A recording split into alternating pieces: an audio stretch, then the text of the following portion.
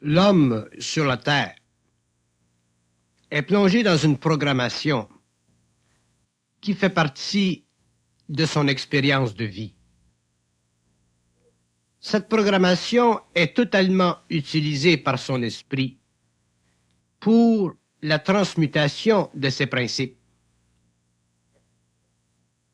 Lorsque l'homme arrive à un âge de maturité en tant qu'âme, la programmation est plus difficile parce que l'esprit est plus présent en lui. Donc l'intelligence de sa programmation plus évidente. Et lorsqu'il vit cette évidence, il commence à sentir en lui-même la lutte, le combat entre ce qu'il voudrait être réellement et ce qu'il ne peut pas être actuellement. Et ce combat se manifeste dans une impuissance, c'est-à-dire dans une incapacité d'être à la mesure de ce qu'il voudrait être. Au cours de cette lutte, il transforme sa personnalité. Il brûle en lui-même les obstacles. Et il en arrive éventuellement à une plus grande conscience des lois de sa propre vie. Mais il y a le danger que dans cette lutte, qu'au cours de cette lutte,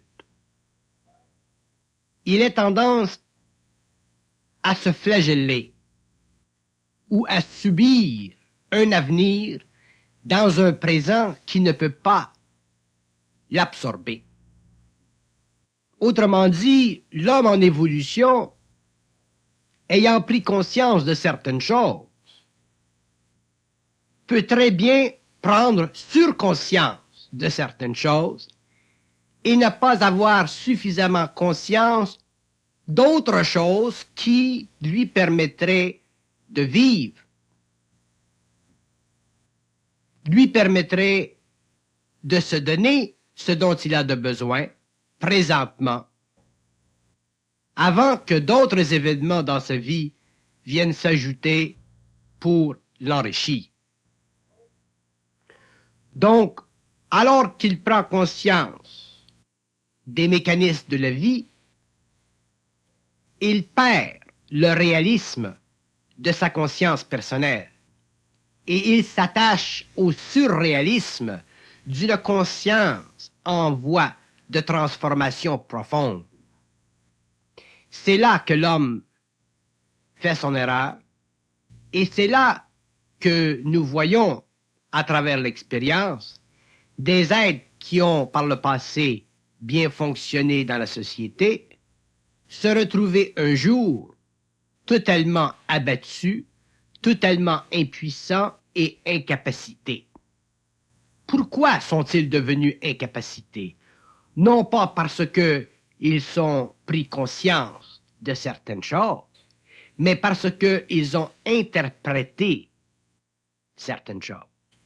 Ils ont interprété une science nouvelle à travers l'illusion psychologique de l'ego. Au lieu de comprendre une science nouvelle, au fur et à mesure où cette science devenait pour eux parfaitement la manifestation d'un équilibre nouveau dans leur conscience.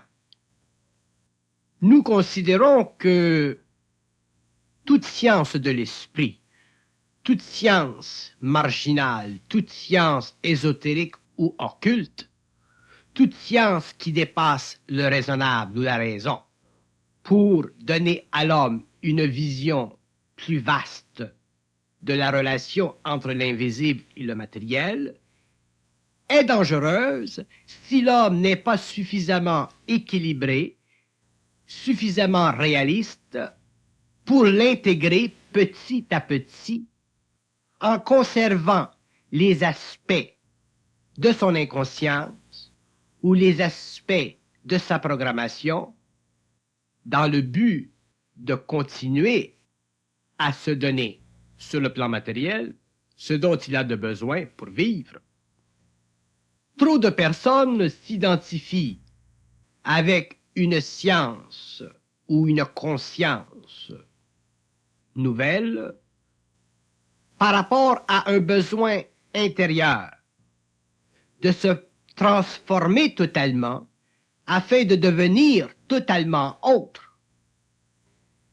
Ceci est réel dans la mesure où, avec le temps, l'énergie de la conscience transforme l'homme, mais ceci n'est pas réel et n'est pas valable dans la mesure où l'homme lui-même est amené à une condition de vie qui pirate totalement ses possibilités et le force à devenir un être désemparé.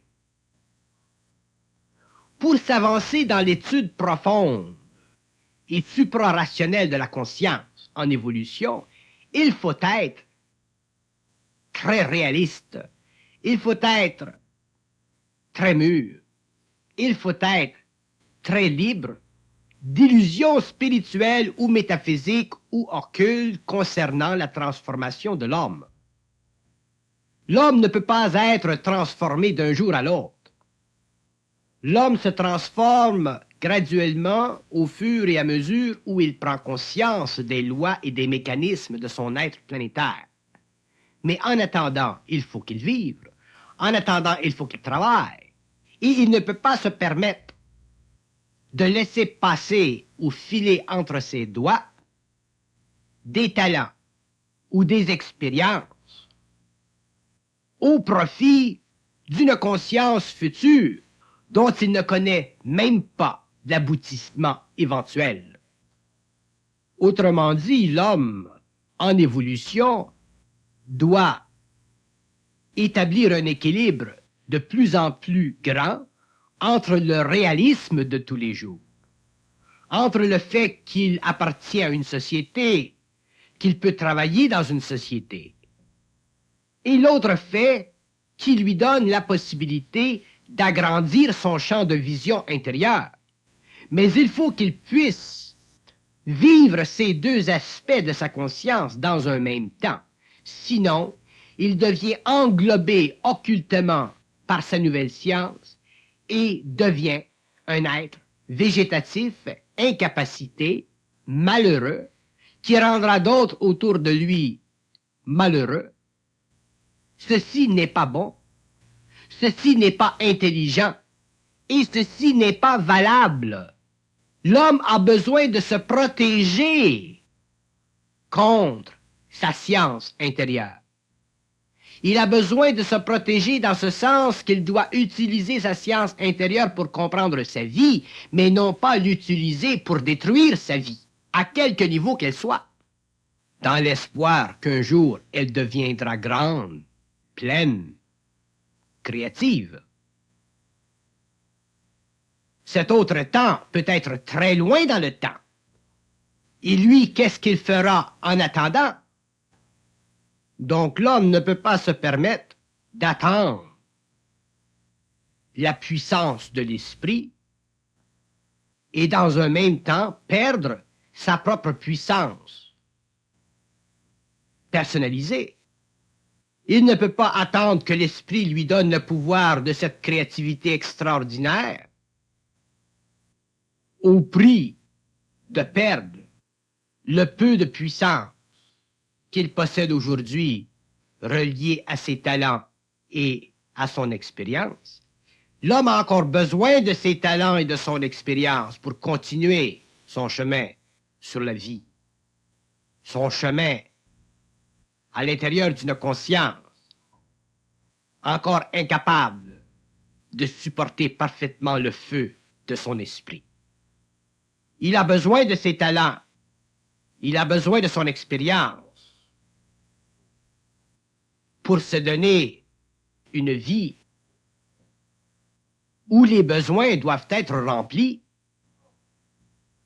Sinon, il s'assujettit totalement à la vision intérieure de la puissance créative de l'esprit qui viendra un jour, et il se met dans une condition extrêmement onéreuse où il peut, en attendant, tout perdre.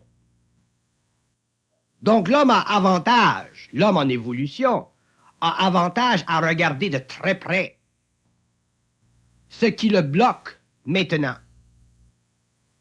Et à constater que ce qui le bloque maintenant dans la vie n'a rien à voir avec l'esprit, mais a à voir avec sa propre personnalité qui a perdu contact avec le domaine journalier de l'expérience de la vie.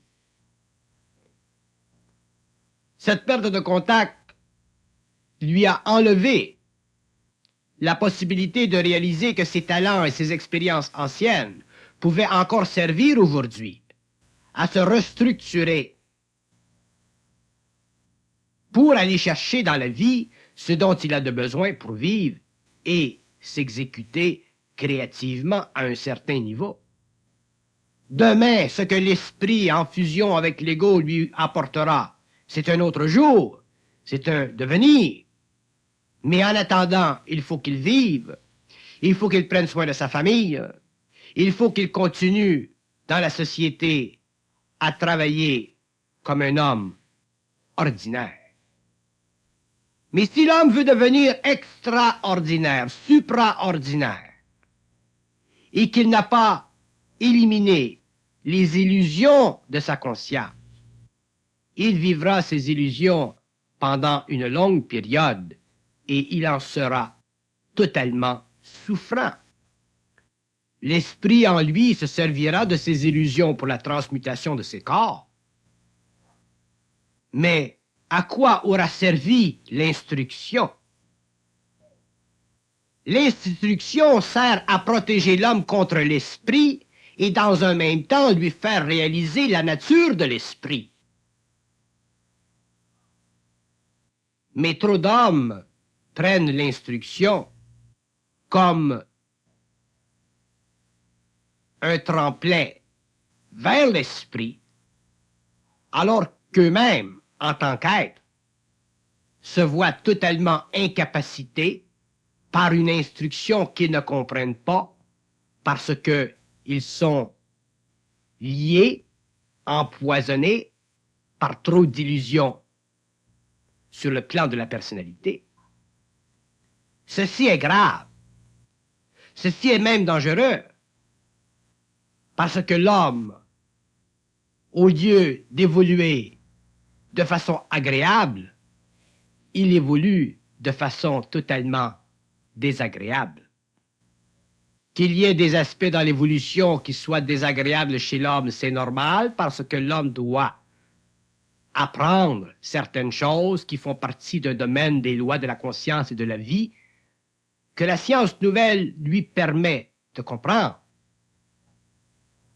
Mais que cet état désagréable de vie se perpétue pendant des années, des années, des années, parce que l'homme a occulté sa conscience à un point tel où il a perdu complètement la possibilité de se maintenir les pieds fermement enracinés dans le sol, c'est une aberration. Et ce sera l'aberration de plusieurs qui n'auront pas compris et réalisé que les besoins de l'homme, les besoins les plus simples de l'homme, doivent être remplis avant que la puissance de l'esprit puisse servir l'être en évolution.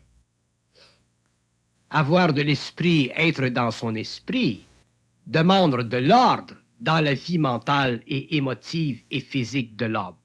Un homme qui n'a pas d'ordre dans sa vie mentale, émotive et physique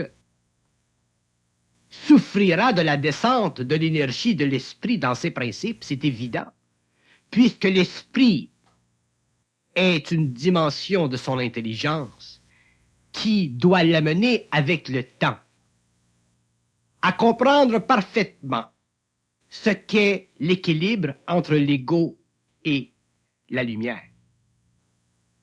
Il est évident que ce n'est pas l'esprit qui va expliquer à l'homme ou qui va dire à l'homme ou qui va parler à l'homme de cet équilibre. L'homme doit le découvrir par lui-même. Mais il lui sera plus facile de le découvrir s'il est moins empoisonné par des illusions spirituelles ou occultes concernant l'évolution de sa conscience.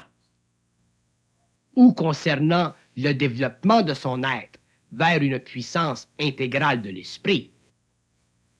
Si l'homme vit de l'impuissance, ce n'est pas à cause de son esprit, c'est à cause de l'âme qui lutte pour conserver son pouvoir sur lui.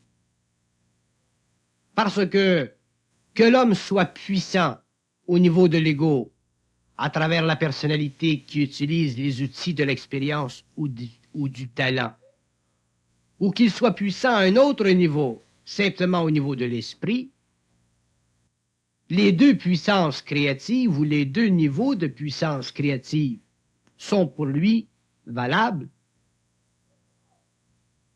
Mais dès que l'homme s'intéresse au domaine de l'esprit, dès qu'il commence à comprendre les lois occultes de la vie, il s'installe en lui une lutte, un combat entre les forces de l'âme et les forces de l'esprit. Et l'homme, au lieu d'utiliser les outils, les talents, l'expérience, pour maintenir l'équilibre entre les forces de l'âme et les forces de l'esprit, il s'allie complètement avec les forces de l'âme, donc il devient un être souffrant, où il s'allie complètement avec les forces de l'esprit, et il devient un être souffrant. Donc, dans les deux cas, l'ego joue une partie perdante. Que l'ego vive l'impuissance par rapport à l'âme ou qu'il vive l'impuissance par rapport à l'esprit, il doit connaître les lois, le jeu de cette impuissance. Ainsi, lui, il est libre. Par exemple, s'il vit l'impuissance par rapport à l'âme, il doit reconnaître qu'il y a en lui des aspects qui conditionnent sa volonté à travers l'émotivité qu'il a de lui-même. S'il vit l'impuissance par rapport à l'esprit, il reconnaîtra que l'esprit se meut dans un temps qui lui convient, et lui, en tant qu'être, ne sera pas affecté émotivement ou mentalement par le temps que prend l'esprit pour se manifester. Mais dans un cas ou dans l'autre, l'homme doit être totalement libre des forces de l'âme ou des forces de l'esprit. Autrement dit, il doit être le produit d'une synthèse. Il doit être capable de comprendre ce qui se passe au niveau de sa personnalité qui bloque sa puissance créative à un certain niveau, comme il doit être capable de comprendre pourquoi il est bloqué sur le plan de la puissance de son esprit à un certain niveau lorsqu'il est dans cette énergie. Donc, dans les deux cas, il ne souffre plus. Mais si l'homme est bloqué par les forces de l'âme, de la personnalité, et qu'il croit qu'il est bloqué par l'esprit, il est dans de grandes illusions. Et s'il est bloqué par les forces de l'esprit, et il croit que ce sont les forces de l'âme, il est encore prisonnier d'une grande souffrance. Donc, dans les deux cas, l'ego doit être libre. C'est-à-dire que l'homme doit avoir la science mentale de sa personnalité et aussi il doit avoir la science mentale de son énergie. Ayant la science mentale de sa personnalité, il peut forcer en lui son être à se réconcilier avec l'aspect réel de sa vie. S'il a la science mentale de son énergie, il ne souffrira pas de la retenue d'énergie et il continuera à vivre en fonction du mouvement qu'il doit exécuter pour s'amener à faire ce qu'il doit faire. Mais lorsqu'un homme est rendu à un haut niveau d'évolution mentale et qu'il ne souffre plus de l'impuissance reliée à l'âme, déjà il connaît très bien les lois de l'impuissance temporaire reliée à l'esprit, donc il ne souffre plus de son esprit. Donc l'ego est en paix, même dans l'absence de créativité. Mais lorsque l'homme est encore au stage de la puissance de l'âme sur sa conscience, lorsqu'il est encore au stage où il est forcé, pour des illusions quelconques, de vivre une certaine impuissance reliée à des mécanismes animiques, à ce moment-là, il a avantage à parfaitement comprendre que le problème est avec lui-même et non pas avec l'esprit. Le problème est avec lui-même dans ce sens que lui-même doit voir ses propres illusions utilisées par l'âme pour le garder dans une situation d'incapacité créative. Les forces de l'âme sont très présentes chez l'homme en évolution, de même que les forces de l'esprit. Mais les forces de l'âme sont beaucoup plus capables de créer en lui l'illusion de l'impuissance que les forces de l'esprit, puisque déjà, une fois que l'homme est dans les forces de l'esprit ou qu'il est dans sa lumière, il comprend les lois de l'action ou de l'inaction. Mais lorsque l'homme est dans la personnalité, lorsque l'homme est empoisonné par l'âme, il ne connaît pas les lois de l'action ou de l'inaction. Donc, il souffre sur le plan de la personnalité, alors qu'il pourrait se désengager de cet empoisonnement, de ces voiles, de ces illusions, pour commencer à fonctionner, pour pouvoir perpétuer pendant un certain temps un certain mouvement qui lui permettrait, sur le plan matériel, de se donner ce dont il a de besoin, jusqu'à ce qu'il passe à un autre niveau d'évolution créative où il pourra se donner ce dont il aura de besoin à une autre échelle. Mais il doit d'abord se donner ce dont il a de besoin à l'échelle la plus primaire de son existence planétaire aujourd'hui et maintenant. Il ne peut pas attendre demain que les grandes forces créatives, que les grandes pluies diluviennes de son esprit le détachent de la survie pour le projeter dans un temps nouveau où la vie est totalement libre et en puissance créative permanente. Ceci demande de la maturité, ceci demande du réalisme, et ceci demande que l'homme cesse de vivre sa vie par rapport à des illusions, de quelle corde qu'elles soient. L'homme doit cesser de vivre ses illusions à quelque niveau que ce soit. Donc, s'il n'est pas en puissance créative à un certain niveau, au niveau le plus bas, au niveau des talents et de l'expérience, c'est qu'il y a en lui des mécanismes qui le bloquent, et c'est à lui de les débloquer. Un être, par exemple, qui serait prisonnier d'un complexe d'infériorité, complexe qui l'empêcherait d'en arriver à atteindre une certaine puissance créative sur le plan de sa personnalité en fonction de son expérience et de ses talents, serait obligé quelque part dans le temps de faire éclater ce complexe d'infériorité afin de pouvoir se donner ce dont il a de besoin maintenant. Car ce complexe d'infériorité n'est nullement rattaché à l'esprit, il est rattaché à l'âme. Autrement dit, tout obstacle dans la vie de l'homme, même s'il est en voie d'évolution de conscience supérieure, tout obstacle dans la vie de l'homme est soit rattaché à des forces de l'âme ou à des forces de l'esprit, et c'est à lui de le savoir, et il doit le savoir, précisément. Et je peux assurer que l'homme qui vit des obstacles par rapport à sa vie de tous les jours, il ne vit pas d'obstacles par rapport à l'esprit, il vit des obstacles par rapport à l'âme.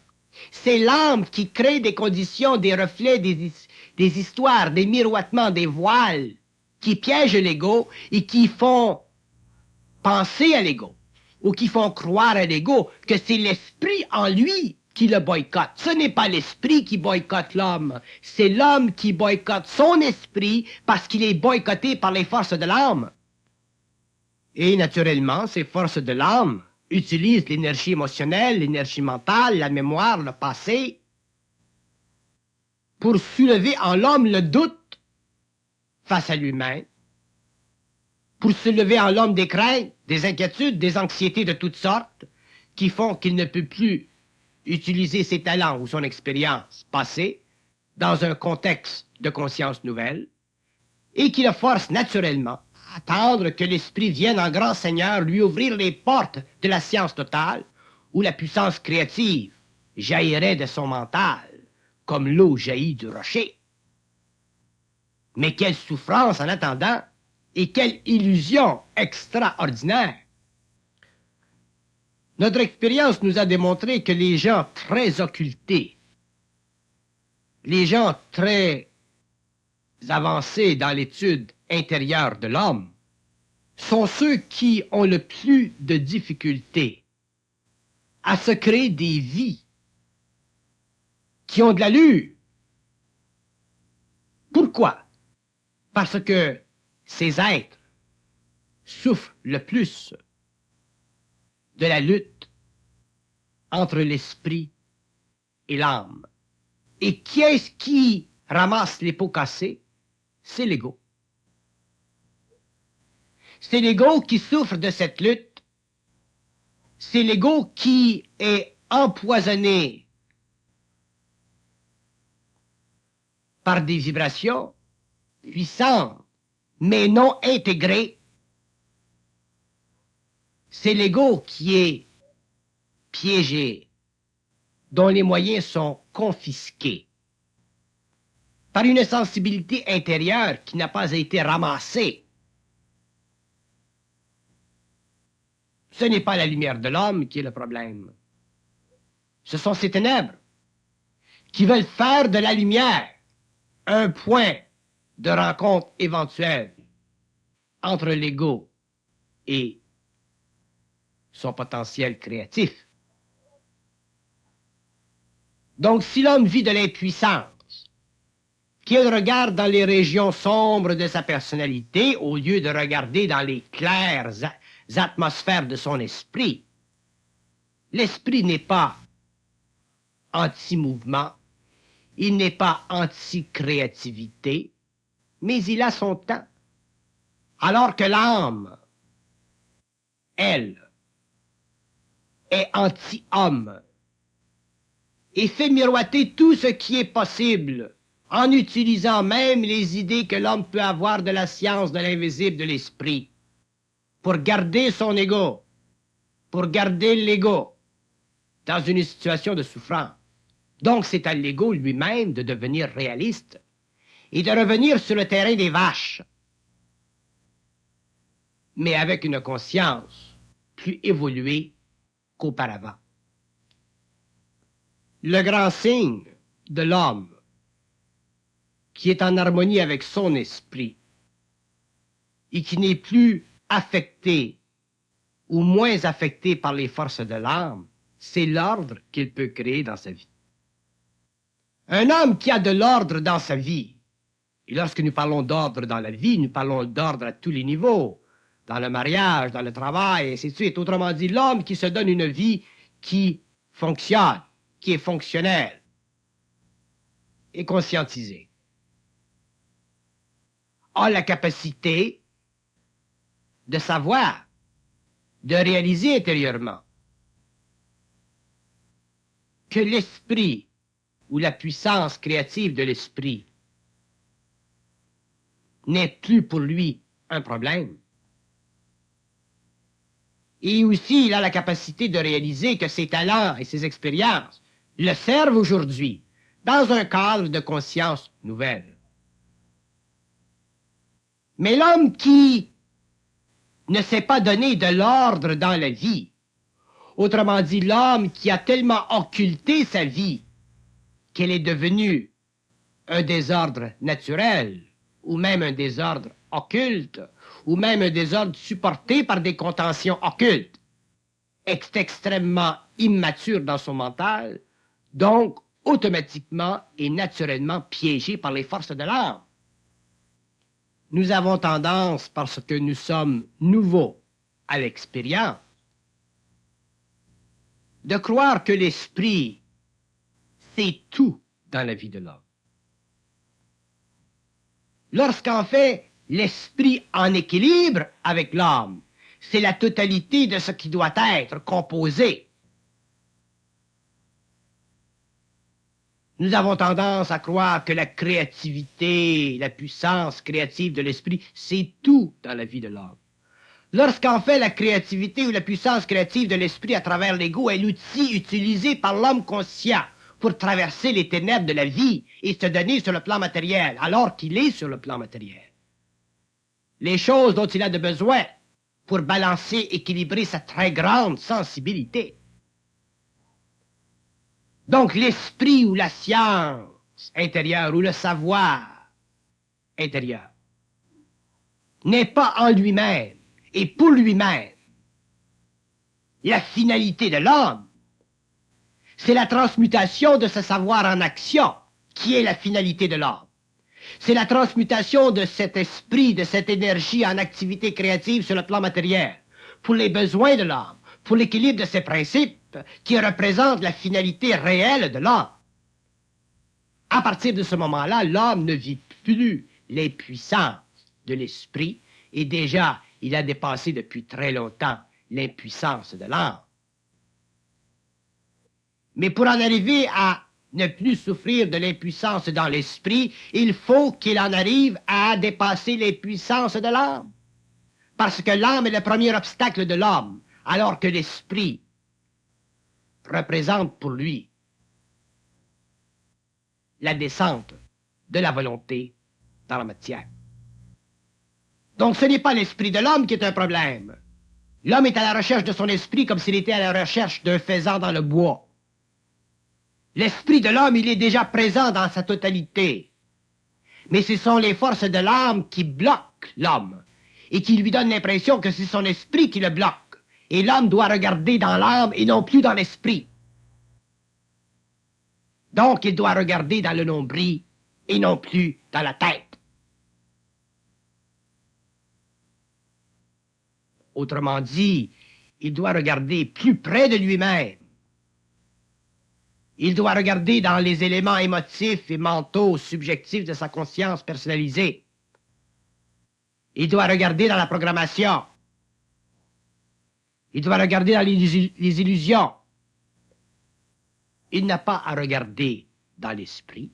L'esprit est toujours présent. L'esprit est toujours là. L'esprit est toujours en puissance. Mais l'âme, dans l'homme, retient sa capacité créative au niveau de ses talents et de ses expériences. Autrement dit, transmutez l'âme et vous aurez l'esprit. Mais attendez après l'esprit et vous ne pourrez que continuer à perpétuer le pouvoir de l'âme sur votre conscience. C'est dans ce sens que la différence entre l'impuissance de l'homme par rapport à l'esprit ou l'impuissance de l'homme par rapport à l'âme est importante. L'homme doit la voir, cette différence, et doit la comprendre, mettre le doigt dessus. Si l'homme ne peut pas aller travailler dans la société parce qu'il est gêné, c'est un phénomène de l'âme, ce n'est pas un phénomène de l'esprit. Si l'homme ne peut pas aller travailler dans la société parce que il trouve les gens autour de lui trop inconscients, c'est un phénomène de l'âme, ce n'est pas un phénomène de l'esprit. Si l'homme ne peut pas aller travailler dans la société, dans la compagnie, parce qu'il a un complexe d'infériorité, ce n'est pas un problème de l'esprit, c'est un problème de l'âme. Donc, que l'homme résolve ses problèmes animiques et il aura accès à son esprit. Donc, il ne souffrira plus de l'impuissance de l'âme ou par rapport à l'âme, il vivra la puissance par rapport à l'esprit, ou si l'esprit décide, pour une raison ou une autre, de retenir sa puissance créative, l'ego n'en souffrira pas, parce qu'il aura compris que la puissance de l'esprit est toujours, en permanence, présente. Alors que la puissance de l'homme par rapport à ses talents, par rapport à ses expériences, peut être retenue, colorée, embriquée, infirmée, incapacitée par la mémoire de l'âme, ou par les mécanismes subtils ou pas trop subtils de la personnalité. Lorsqu'un homme ne travaille pas, ce n'est pas parce que son esprit le retient, c'est parce que lui est affecté par des courants astraux dans sa conscience. Parce que lui est empoisonné par certaines illusions. Parce que lui attend que l'esprit se manifeste dans toute sa puissance à travers ce petit corps, cette petite conscience humaine, cette petite mentalité de merde. Il y a des êtres qui, avant la conscientisation, ont été chefs d'entreprise, ont fait des choses, toujours dans le cadre de l'âme, mais supportés de loin par l'esprit. Et aussitôt que ces êtres ont commencé à prendre conscience de l'esprit ou de la mécanique occulte de l'homme, qu'ils ont commencé à prendre conscience des lois de l'âme, ils ont cessé d'être chefs d'entreprise pour devenir des infirmes, pour devenir des êtres en quête de conscience, pour devenir des êtres capables de dire « Ah ben, moi je suis conscient, monsieur, je ne travaille plus dans l'entreprise. Les gens dans l'entreprise sont trop inconscients pour moi. » Quelle illusion! Effectivement, ils sont inconscients, mais ce sont eux, chaque année, qui vont en vacances. Ce sont eux qui ont le loisir d'avoir des maisons, d'avoir des autos, et de manger à tous les jours, et de payer leur loyer, alors que vous, messieurs, les êtres conscientisés, les êtres supramentaux, vivent plutôt une mentalité de porte-manteau. Donc, il est grand temps que l'homme, en voie d'évolution de conscience, réalise à quel niveau il vit son impuissance. Est-ce qu'il le vit par rapport à lui-même? Et je dis oui. Ou est-ce qu'il a l'impression de la vivre par rapport à son esprit qui la retient? Et je dis non. Donc, si nous avons accès à comprendre des choses qui amènent dans notre vie une nouvelle énergie, si nous avons accès à comprendre des choses qui font de notre vie une plus grande réalité, nous devons y aller par étapes et nous devons respecter les étapes où l'homme doit travailler encore dans l'industrie des arts. Et lorsqu'il aura composé parfaitement avec le fait de travailler dans l'industrie des arts, il aura suffisamment transmuté l'âme pour que l'esprit ensuite s'épanouisse en lui. Et que demain, oui, il puisse créer sa propre industrie et inviter des gens sensibles, conscients à travailler avec lui dans une harmonie qui fera partie d'une nouvelle conscience sur le plan matériel.